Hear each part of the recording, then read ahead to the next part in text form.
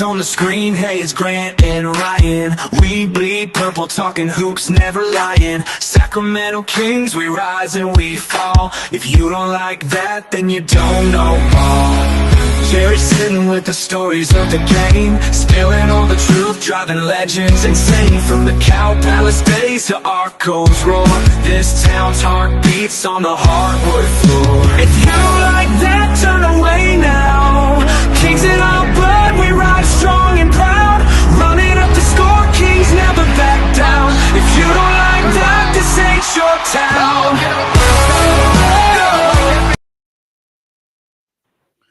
All right, it's all over. The Kings win it 140-113. They roll over the shorthanded Spurs. No problem at all. All 5 Sacramento starters in double figures, and they are within 2 games of 500. They go home and take on the Jazz, but all good tonight. The Kings took care of business, and they did it with no problem. No problem at all. An outstanding third quarter. Outstanding third quarter. They came out, they took care of what they needed to do. Everything was towards the basket. And when they kicked out for 3 names, it was in motion, it was in rhythm. And guess what? They went down. Yeah, and they did what they were supposed to do. They took advantage of a team that was without their best player, and then Zach Collins got kicked out, and the Kings, hey, showed no mercy. I like that, man. You know, damn right. Keep the pedal to the floor, you know, and I like that. They didn't let up at all, and I really like that. Yeah, a lot of good stuff from them. The effort was there, fighting for loose balls. So you go back to Sacramento. You said it earlier today, and you were right around the score. You said 135. They put up 140. Yeah. Yeah. They, I mean, listen, I'm not taking anything away from the Kings, but when you look at the Spurs the last 24 hours, I mean, the Bulls scored, what, 134 last night? Yeah, I mean, at least. I think it was a little bit higher. I think it was 139. Yeah. Oh, 139. That's not really good defense. 139 last night and 140 tonight. That's not going to win you a lot of games, you know? Well, you are talking to Sacramento here. You said good defense. I mean, 139, that's not that bad. Oh, my gosh. Just kidding. No, good stuff for them. You know, nobody gets hurt other than Sabonis chipping a tooth. You can live with that. Dentist can fix it. But now you focus in and shift your attention to the Jazz on Sunday, Napes. Yeah, and that should be an automatic W, even though every time I say that, it seems like I get bit. But there's no way the Kings are going to lose to the Jazz, and that would get you to within 1 game of 500, with the schedule then becoming a lot more difficult. Yeah, it looks like this team's getting a little bit more familiar. I'm going to bring this up. So I got a graphic for us really quick. That is their third quarter shot chart, Grant. That is a thing of freaking beauty. Look at all the circles in the paint, inside out basketball. And I get that you had no Zach Collins. I get that you had no Wemby. But with this new offense that they're running, the pick and roll, that's how it's supposed to be ran. Right there. Right there, everybody. Well, we'll see what happens when they play against a good team with their personnel, if they're able to execute it that way. That's the bottom line, right? I mean, they're scouting. Teams know what you're going to do. It's not like a mystery. You don't run offenses in the NBA that the other team's not aware of. It's how do you execute it? And do you make open shots, which the Kings did not do last night in Memphis. Yeah, very true. Signs of Keegan Murray, Grant. Yeah, again, you know what? Fine. Do it again the next game. Then do it the game after that. Then do it the game after that. I'm about consistency. I'm not about, one good game every 2 weeks or one good game every week. No, the NBA and pro sports is about consistency. There's a reason why the Patrick Mahomes is Patrick Mahomes, regardless of who's on the field, the running back or wide receiver, right? That's called consistency. It's called greatness. I don't need Patrick Mahomes everywhere because they don't come around every week. But I'm looking for consistency. Domantas Sabonis is an illustration of consistency. Okay? Every single game, you know what you're going to get from him. Jason, thank you so much for that nice super chat donation. Kings win, light the beam. Watch the game live on location at Bennett's off at Fair Oaks. A purple beam goes well with my meatloaf. Keep it up, Ryan and Grant. Best Kings post-game show. And thank you very much. We greatly appreciate that. Well done, Jason. He knows about the meatloaf. The secret's out. Yes, absolutely. But again, I don't, you know how I am about a game.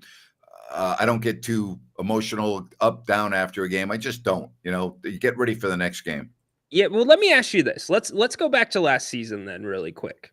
It was either a blowout win or it was a blowout loss for the Kings. So you didn't have consistency there, but you look at this season, there've been few and far in between blowouts, either way, where the Kings are getting blown out or the Kings are blowing somebody else out.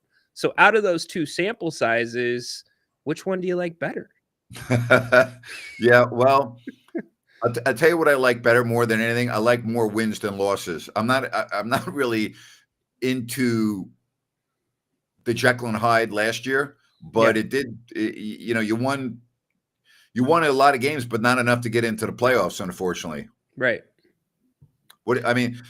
I'm about consistency, right? I'm like, to me, the name of the game is consistency. Good teams are consistent. Good players are consistent.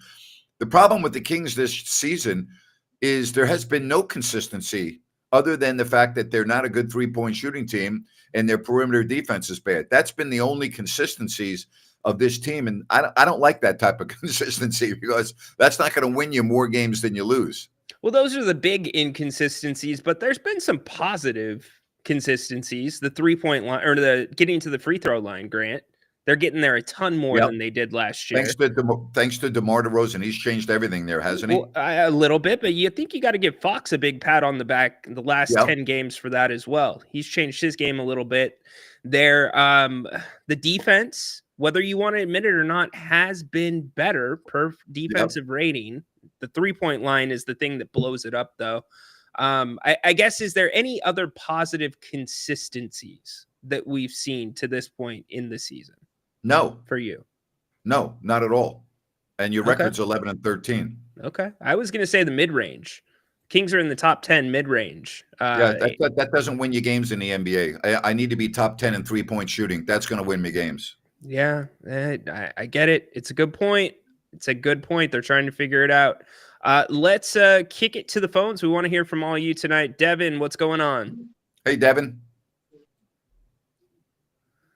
All right, Devin's not there. Devin is there. I hesitated. Oh, okay. That looks like a screen that's on pause. Oh, okay. If I had to guess. All right, good. Yeah, good. Devin's face is not moving, but the camera is. Idiots. How about the Lakers? They lost again in overtime tonight. The Hawks got a last-second shot, and they win at 134-132. Yeah, big games from Anthony Davis and LeBron. Yeah. Dalton Connect starting lineup too. Yeah, but they lost.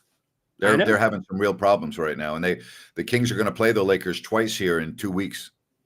Yeah, 3 times. They play them three times at the end of the month, but they play back-to-back in Sacramento coming up. Yeah, that's going to be a huge back-to-back, especially the time of the year too, Grant, with the Lakers kind of falling. That's going to be massive. And but we don't know if they'll be still falling by then. That's a ways off. Well, yeah, they're either going to still fall or they're going to get it together, and it's going to be a really good matchup. I guess what I'm saying is the way you look at the schedule now, if this team could kind of get onto a roll, it sets up fairly nice for them compared to the way the rest of the schedule lays out. Yeah, and I think it's more about what the Kings do as opposed to what their opponent's doing. It just seems to me it's a great point. It's just in their hands right now. It's a great point. It's the Kings versus the Kings on most nights, and then they're playing the opponent. Usually, if you beat the Kings, you win against the opponent as well. Someone said the Hawks are on a 6-game winning streak. I didn't even realize that, but they did beat the Lakers tonight in overtime by 2. So I'm very happy with the 2-1 3-game stretch here against Houston, at Memphis, at San Antonio. I would have taken that in a heartbeat before they played the 3 games. So all in all, that's good. Yeah, I mean, you can always say what if with Memphis because they played a tough game there, but 2-1 is not bad. Now you got to build on it, Grant. We've seen these little bits and pieces where the team plays well and then the next night they play inconsistent. It looks like a completely different unit. So go out, handle your business against Utah. Yeah, Warriors are playing the Timberwolves right now. The Timberwolves are playing better. The score 26-23. It's in the first quarter. Jazz are in Portland. They have a big lead already at the first quarter, 33-17. Again, the Hawks beat the Lakers 134-132. Not a lot of games going on in the West this evening. Nope. Teams gearing up for the Emirates NBA Cup. I know you're going to be glued to the screen, Nate. I can't wait for that. I have it circled on my calendar, buddy. I am so pumped up for that. Are you hosting a watch party? I'm not going to host a watch party. I'm not. I may go to a buddy's for their watch party, though. You Oh, know, wow. and Wow. I So it's a and group. I will walk in and I will find an extra TV and put the hockey game on. Fair enough. Fair enough. We do have good college football going on. I'm not going to lie. My right eye is looking at Boise State, hoping that they pull this one off and win the Mountain West. Yeah, absolutely. Again, 140 to 113. The Kings with 71 points in the second half, including 40. This is a really good one here, and thank you for the super chat donation. Yeah. Looks like Warriors fans finally know what Buddy Hield is. Well, but Buddy's always going to be Buddy. Do you know what I mean by that? But Buddy is a different cat. I know Buddy very well. Buddy's not your typical dude. Buddy goes through his stretches, and he's a different guy, man. That's all I can say. But when he's going, when he's making shots, when he's in a rhythm, you really can't stop the guy. There's probably a handful of guys that you would say that about during your time where they were just different dudes. Yes. Right? Yes. Yep. Artest probably has to be in that category. Ron is definitely in there as a different guy. But Ron has a heart as big as the arena. Yeah. Ron is one of the most gentle, fun-loving people I've ever been around when he's not on the court. When he gets on the court, he's a completely different guy. Off the court, he's just like he's like a little kid on Christmas. I mean, he really is. He's an amazing guy. I love Ron. I love the guy. I love the guy. He I wish, it seems like he can't control that competitive nature, that competitive spirit. And that's a good thing and a bad thing sometimes, like we've seen. Well, yeah, it's a bad thing if you can't control it. Yeah, you gotta be aware of that. Yep, but he's a beauty. Ron's almost in a class by himself. There's no question about that. Okay, so we got Ron in the. We've got Buddy. Anybody else? Different dude. Oh, there are a lot of guys that have been different. I mean, yeah, I did it for 32 years. That's a lot of players that have come and gone. You know. Yeah, no doubt, indeed. Ron used to be your favorite player. Interesting. Even had his gold Kings jersey. Gold jersey was a. How about that? The gold jersey, the ugliest jersey in the history of the Kings franchise. Agree? Oh, easily. It's not even close. No, absolutely. Hey, I'm going to get my rant out of the way early tonight. A rant with Grant brought to you by EDH Motors, Automotive Reimagined. And I've talked so much about David and Adam and everything that they provide for you. They have decades of experience in the automotive industry. All right. They are in the El Dorado Hills Town Center. That's where you will find their beautiful auto lounge. And it's great. All right. You don't have to go to the dealership. That takes it right out of the equation. No dealership. All right. You're not dealing with the pressure. You're not dealing with the finance and insurance office. All right. And if you're looking at a new vehicle this Christmas, go see EDH Motors, Mercedes, Land Rover, Toyota. Bottom line, whatever you're looking for, EDH Motors can get it for you. And you can go to edhmotors.com. They've got a little bit of everything from exotics, highline, classics, economy. It's all there for you. Go to edhmotors.com and check it all out. That is edhmotors.com, automotive reimagined. All right. I'm going to go NFL here. The Detroit Lions may have the best team in the NFC. They may have had the best team in the NFC last year, but their coach Dan Campbell and his stupidity going forward on fourth down cost his team the game in San Francisco when they were steamrolling the 49ers and had all the momentum. But Dan Campbell doesn't have sense when to do the right thing. And he got bailed out last night with the ball on the 21 of Green Bay with 40 seconds left and 4th and inches, and he goes for it. Yeah, he made it. Barely. Jared Goff fell down taking the snap and barely got the ball to the running back, or that would have been a disaster with the game tied. It doesn't make sense. Plain and simple. And if the Detroit Lions do not go to the Super Bowl this year, I'm going to make a forecast right here on December 6th. I think it will be because of Dan Campbell's stupid coaching philosophy. It doesn't make sense. The risk reward is not there. I understand if maybe you're playing Kansas City and you don't want to give Patrick Mahomes the ball with less than a minute. Maybe. Okay? But you're in a divisional game. It doesn't make sense. You got the ball on the 21-yard line. He also gambled for it deep in his own territory earlier in the game. Stupid. You're going to lose. It's going to bite you. And in a single elimination game like the playoffs, I'm afraid we're going to be having the same old story with the Lions. Maybe the best team in the conference, but dumb coaching decisions. And I know Dan Campbell's an easy guy to root for. I love his rah-rah style. The players love playing for him. I love his post-game speeches. But there's a difference between having guts and having just brain fog and stupid decisions. Stupid decisions. That decision last night was stupid. Yeah, they made it. They ran the clock down. They kicked the field goal as time expired. That's fine.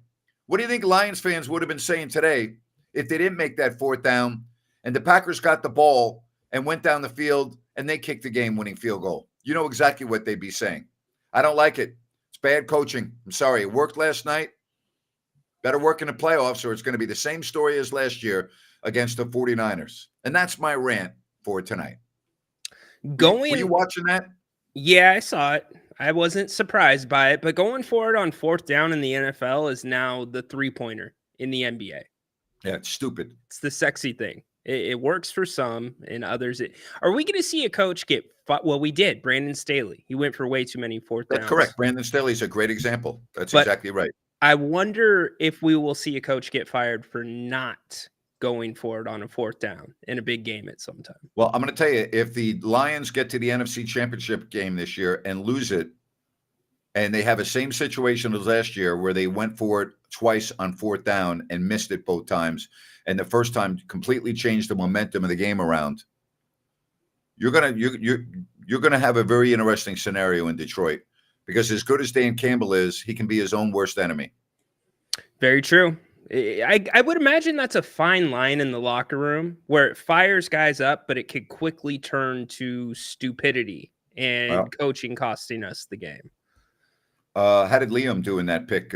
We have someone on our chat line that wants to know. Liam did not pick that game. Liam only picks Sunday and Monday games. So no pick on that one. But Grant, he was 7-5 last week. That's pretty good. I'll tell you that. 7-5. 7-5.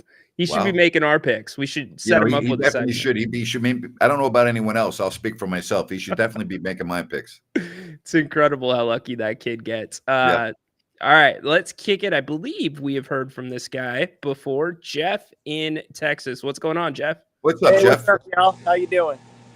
Good. How are you? Good. It's crazy how much different the team looks when some of the bench players start making shots, like Kevin. Can you speak up for us, please? It's kind of hard to hear you. Can you speak up a little bit? Yeah, I'm sorry. It's amazing how let me move this. How much different the team looks when like Kevin Herter starts making shots, and it just seems like a completely different team. So when the shots start falling, you have a different perception of the team, I think.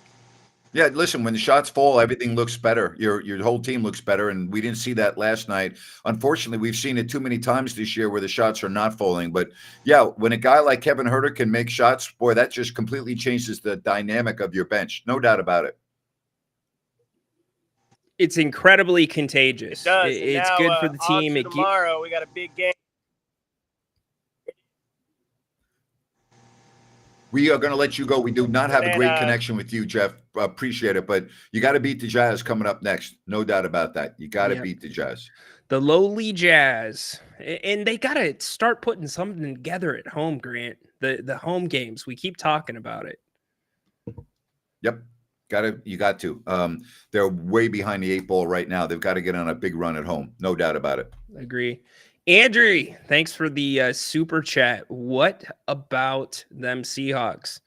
They're backing their way in to possibly an NFC West championship. Last thing I expected. Wildly inconsistent, but who knows? They can play Yep. defense at times. Got a big game coming up Sunday, that's for sure. All right, Kings put 140 on the board, and they are now 2 games under 500 with the bad Jazz team coming up next. But, it's the NBA, right? You better be ready to play. Yep, absolutely. And it's a good time for this Kings team to start figuring stuff out. Orlando Robinson, Grant, I thought looked pretty good in his minutes tonight. Looked a little bit more on the same page. Unfortunately, his 3-point percentage is now dropped to 50% for the season because he shot another one. But that was some of the positive. Mike Brown going a little bit deeper into the bench. And Isaac doing what Isaac does. Somebody said, Grant, run our test or Draymond Green. That's a great question. It's a great question. Probably Draymond. I'm only comparing their careers. So it's a really good question. But Ron was never really insubordinate, was he? Depends how you define that. There were times when he wouldn't show up for practice.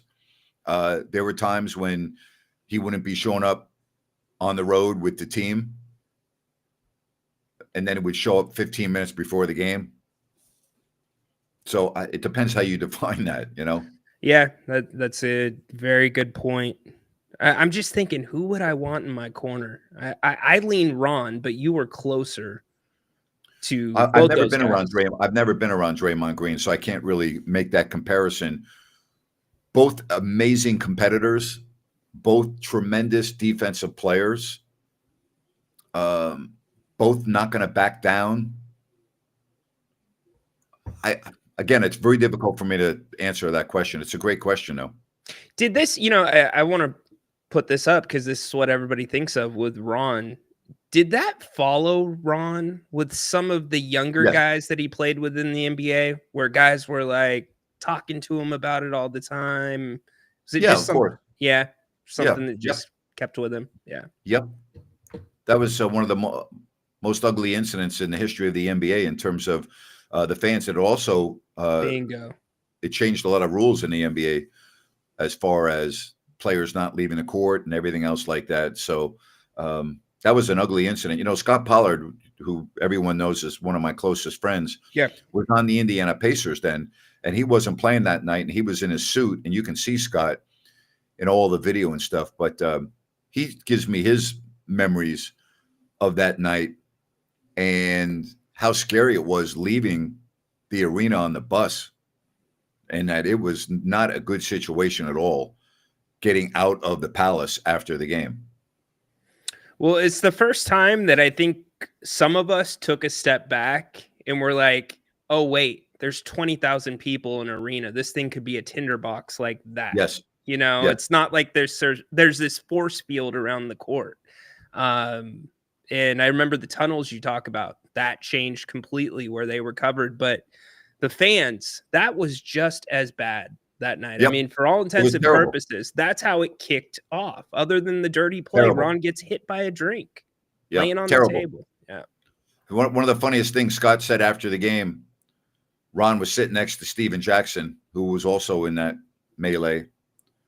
And Ron's exact words were, "Hey, dog, you think we're going to get in trouble for this?" And Steven Jackson said, "F yeah, we're going to get in trouble." Hey, Ron, where do you want to go on vacation? Hey, Ron. Hey, dog, you think we're going to get in trouble for this? Hell yeah.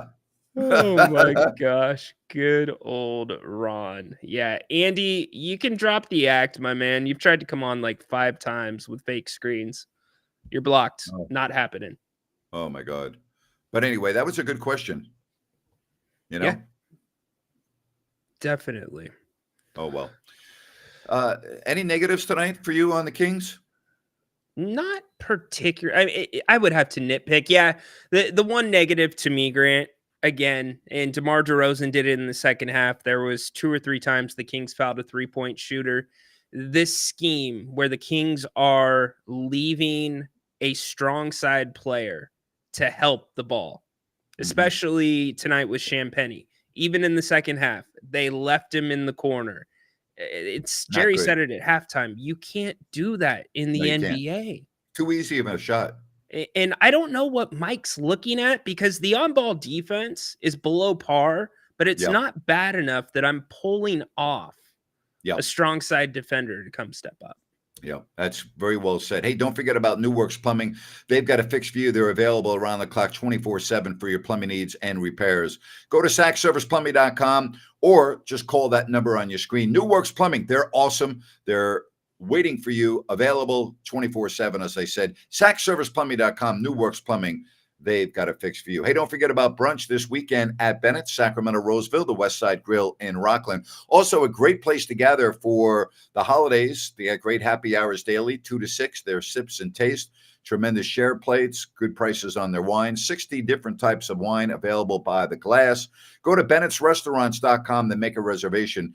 Prime seafood and steak at Bennett's. That's Bennett'sRestaurants.com. So this conversation's ongoing in the chat. John, I saw yours and you made me think of something. Joe says, thank you, Grant. Ron and Draymond were similar players as me, and I wish I had one of those guys now. You know, Ron seems like a legit tough guy. To me, Draymond seems like a fake tough guy. Yeah. Like if you're in the back alley with him, like I feel like Draymond would run the other way. Ron steps up. Yeah, Ron would not. Yeah. Yeah. Ron would not. That's for sure. Yeah. Punching Jordan Poole from the blind side. Yeah. I got you. No, Ron wouldn't do that. That's for sure. Yep. So any negatives for you tonight? No. I mean, you took on a team without their best player, and then another starter got ejected a couple of minutes into the game, and you pounced on them. So, no, I don't see any negatives. You're on a back-to-back. You're behind the 8 ball now. You've got to figure out a way to get on a win streak and start winning more games than you're losing because you've got a lot of ground to make up. No, I don't see any negatives. Yeah, 140 points. I think that's the season high. It is, I believe. Yeah, I don't think they've come close to 140. Domas, only 1 turnover. You like that. Offensive rebounds. I'm going to give him a pass in the second half. First half was a little bit concerning because Zach Collins, although he's tall, he's not very strong. And the Kings let them get going. I guess that would be the negative. You still had some of those tiny stretches, Grant, where if you're playing a better team, if you're playing the Rockets, if you're playing the Thunder, that could be your game right there. That's a 20-point hole. So it's a lot to ask. Yes, it is. And I've been looking at the upcoming schedule, and this is right now, this little window that we're in is an opportunity to make up some games here before you get into the brutal stretch in January. Because I'm looking at, you come home and take on the Jazz, and then you got the 2 games that are part of the Cup. What do you got? New Orleans and Denver. And Denver at home. Then you play the Lakers 2 games with 1 day off in between each night. All right. So you play on the 19th, day off, 21st, both games at home. Yep. Those are big games right now. The Lakers are only 1 win ahead of Sacramento right now. Feels like that's going to kind of be the measuring stick, the end of the sample, right? When we see 2 games against the Lakers, since the Kings have had adversity up until this point in the season, if you look at these next 4, Grant, or the next 3, excuse me, Utah, New Orleans, Denver, 2-1 at a minimum. Yep.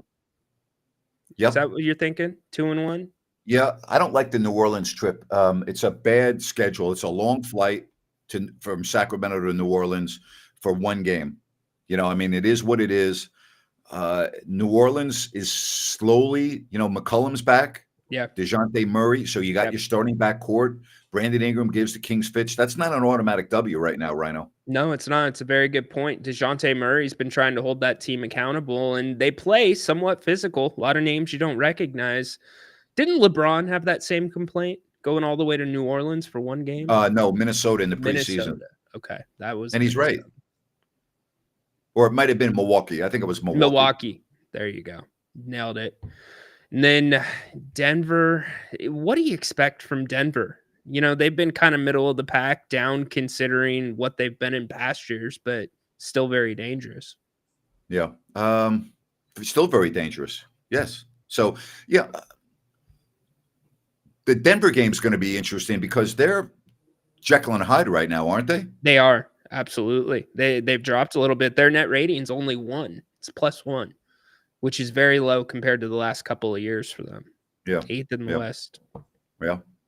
All right. We invite your phone calls. We invite your chat messages. Thank you very much. Happy to have you here on the post game. The beam is lit finally. Shouldn't say finally. It was lit for the Houston game, but it hasn't been lit that much lately. That's for sure. No, it is not. Good to get it some work indeed. Any problem with coach leaving the starters in until the 3-minute mark? Yeah, it's stupid. Stupid. And he does it all the time. And one of these times, something bad's going to happen, and he's going to have a difficult time defending that decision. It did already happen. Sabonis 2 years ago. Okay, there you have it. Yep. It's just stupid. It's stupid. Does not Do you agree? Yeah, no, I'm with you. Look at what the other night, Rockets coach, Ime, they pulled the starters out with about 5 minutes left. They're like, you know what? We get it. Yep. And it's not so much the score, it's also how your team is playing. You know what I mean? Like, if you're trending the wrong way, guys are dogging it, or, you know, lazy plays are happening, pull off. I'm with you. Yeah. So, all right. Somebody wants to know my most underrated NBA city. I'm probably going to say Salt Lake City.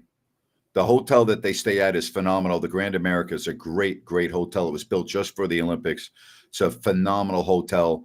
I love the restaurants in Salt Lake City. I love the downtown area. And I always used to go skiing for a half day when I was in Salt Lake City earlier on in my career. I love Salt Lake City. I think it's but in terms of on the East Coast, Charlotte to me is have you ever been to Charlotte?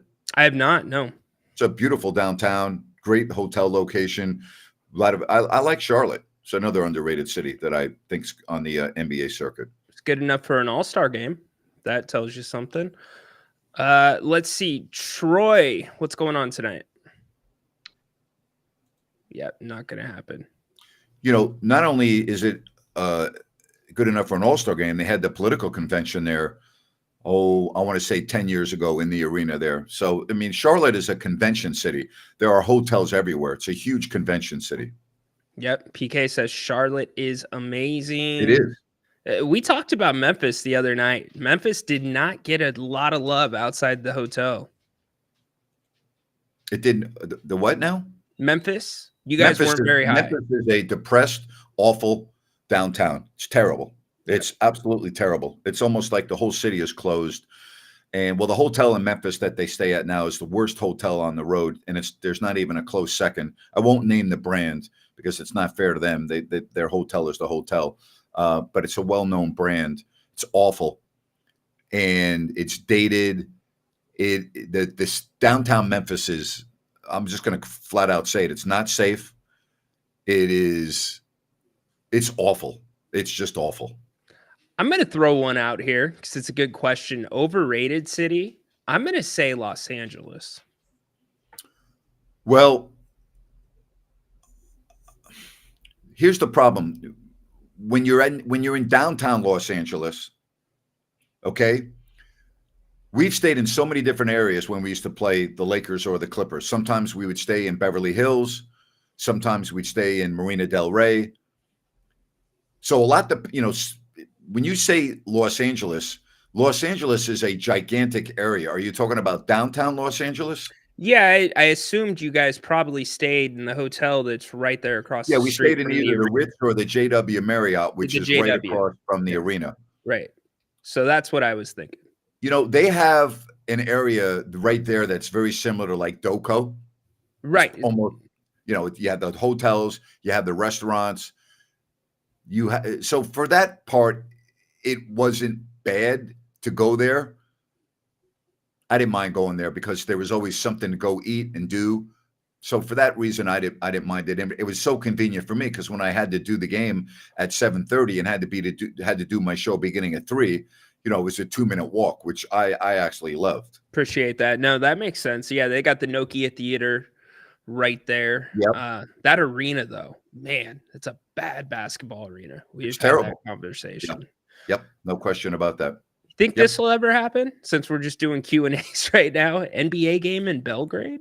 Yeah, well, Vlade has tried to get that. They have a gorgeous arena in Belgrade. And from what Vlade was explaining to me, and this was years ago, not recently, the biggest issue was the security of having a game overseas in certain cities. I'm not intimating that Belgrade is not safe. That's not the point I'm trying to make. But the security that goes into an overseas event is enormous, and there's a big cost involved.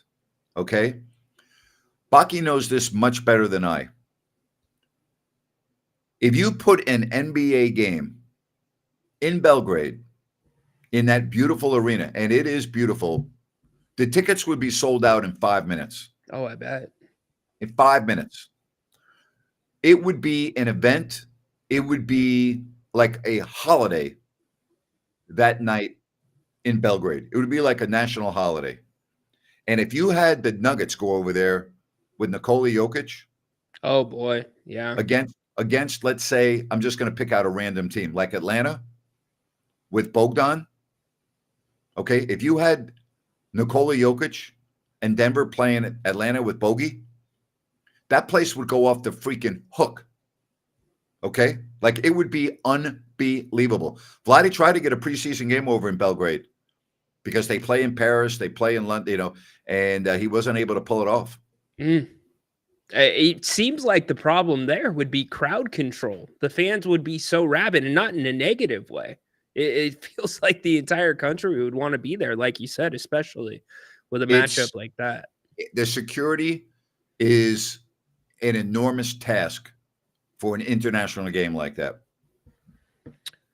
Well, intimately because of China. Yes. You guys did the China games. Yes, I did that twice. Yeah. 2004 when we played Houston with Yao, which was literally like being in a hotel with the Rolling Stones, the paparazzi, everything. It was unbelievable. And then in 2014 against Brooklyn, both in Shanghai and Beijing. Amazing. And that would probably be a similar atmosphere if you had Jokic playing in the game that you mentioned. Very, very interesting. I've never experienced in all my years of covering professional sports, I've never quite experienced anything like Yao, who is from Shanghai, being there for the China games. It was when we were on the bus going to the game in Shanghai, there were people lining the streets of Shanghai, waiting for the buses to go by, hoping they could get a glimpse of Yao. And when we got off the bus parked outside the arena, short walk into the arena. There was an overhang where fans could be. And there were hundreds and hundreds and hundreds and hundreds of fans with their cameras out, taking pictures of all the players getting off the bus. And Yao is like God walking around there. I would imagine. It would be the equivalent of Michael Jordan walking around Chicago. There's no hiding Yao either. Right. No. You can't hide that guy. How different of a basketball player was he when you got to see him for the first time in person? He was different. I mean, first of all, his size, he was humongous. He was a heck of a player. I mean, he did a lot of things that no one his size had ever been able to do before. And it was, I don't want to say it was a freak show. I don't mean it like that, but it was different, Yeah, very different. Vegas. Do you think the NBA will ever be there? Absolutely. Oh, of course, 100%. Yep. Yeah. I think it'll be Vegas and Seattle, the next expansion. Yeah, there's no question Seattle's in. There's no doubt about that. Hey, Sunrise Landing, Calusa's newest residential community. You go to calusasunrise.com. You get all the information. This project from Blazona Development. All right. 6 models to choose from. No Mellorews, no homeowners. You have different lot sizes. It's all there for you at beautiful Sunrise Landing, adjacent to the Calusa Golf and Country Club. Good access to the major arteries. Just go to CalusaSunrise.com. You'll get all the information you need on Sunrise Landing. Beautiful as always. Vegas is a very good sports town, but I don't think it's going to be a great baseball town if they end up there. It's a great hockey town, I'll tell you that. I've been to a couple of Knights games, and they sell out every game. That the atmosphere for a Knights game is unbelievable. It's incredible. Yeah, they put on an entire production. Yes, and it's not like the Raiders, where if you go to a Raiders game and 80% of the stadium is wearing the other team's jersey. The fans that go to the Vegas games, for the most part, are the hometown fans. That you'll see some fans scattered around rooting for the other team, but it's not like you would think. Yeah, and they've supported the Las Vegas Aces really well too. Yes, the yes. women's team. I think the fan base there is great, and you look at like the different UFC fights and things of that nature. I know a lot of people come in for those, but for as many issues, or I should say hurdles, as there are in Vegas, Vegas has done a decent job of putting on events. I thought the Super Bowl, Grant, for my money, have the Super Bowl in Vegas every year. Yeah. I mean, perfect spot for it, right? And, you don't have to worry about a home team having an advantage because the Raiders aren't going to be in the Super Bowl as long as Mark Davis owns the team. You even get a sound drop for that one. I appreciate that. Yeah. That's what I'm here for. So the entire city wakes up for hockey in Vegas. It's so random because you would have never thought, or at least I never thought, hockey would work in Vegas. But your good friend, George McPhee. Yep, he's doing a fabulous job. Won the cup, and boy, it was great. You want to get another call, or are we all good? Sure. We can try one more. Jamie, what's going on tonight? Yep, I thought that's what it was. No problem. You have a good weekend, my friend, and we'll be together when the Kings take on the Jazz at home, and we'll see if they can build on these 2 out of these 3 games they just played. Thank you, sir. You as well. Great sports weekend. Enjoy it. Awesome. Thank you, everyone. Have a great weekend. Light the beam. Keep it lit. Love it. Take care, and thanks very much for joining us. Bye-bye now.